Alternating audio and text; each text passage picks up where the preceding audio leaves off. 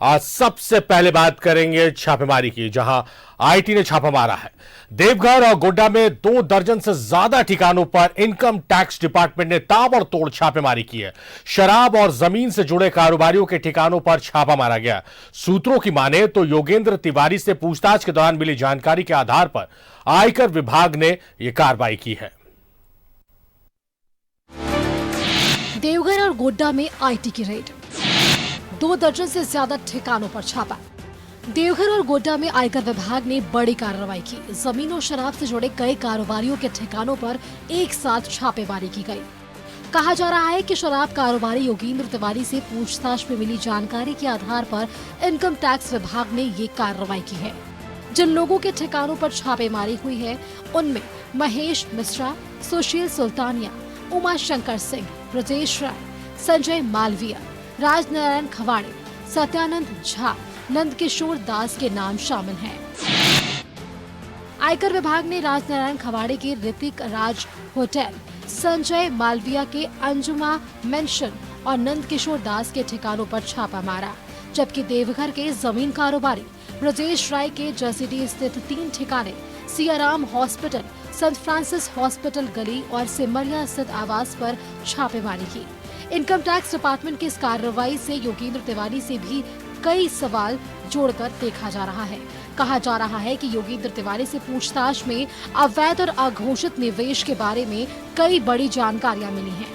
आयकर विभाग को ये भी पता चला है कि देवघर में जमीन की खरीद बिक्री में स्टैंप ड्यूटी चुकाने में हेराफेरी की गई है।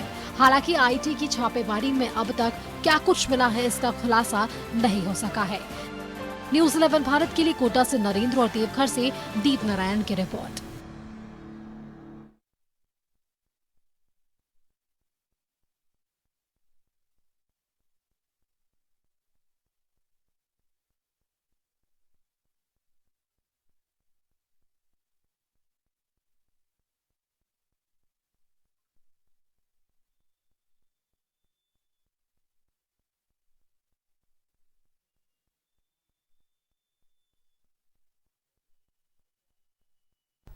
तो आईटी की कार्रवाई हुई है। देवघर और गोड्डा में 2 दर्जन से ज्यादा ठिकानों पर छापेमारी हुई एक साथ।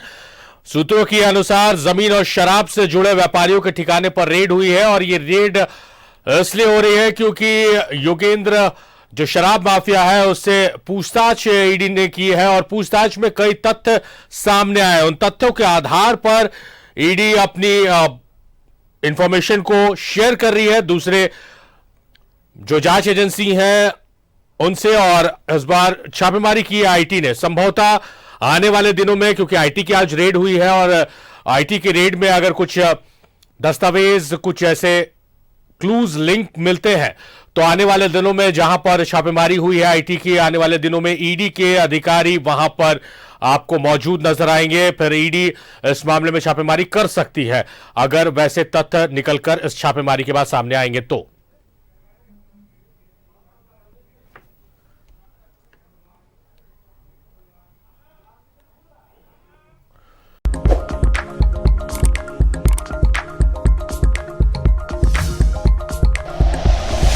Like and share videos, subscribe करें हमारा चैनल और प्रेस करें बेल आइकॉन।